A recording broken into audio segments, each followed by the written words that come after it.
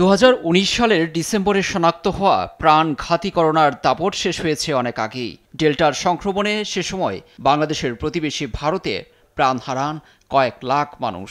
মহামারীর কথা মনে পড়লে আঁতকে ওঠে অনেকেই।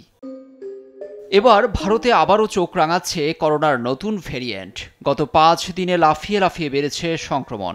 শনিবার দেশটির স্বাস্থ্য অধিদপ্তর এ নিয়ে খুব একটা সুখবর দিতে পারেনি।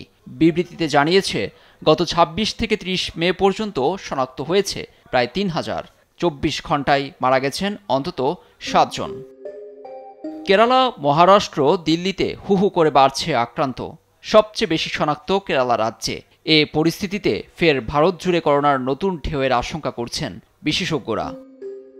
করোনার নতুন ভেরিয়েন্টের নাম দেয়া হয়েছে NV181।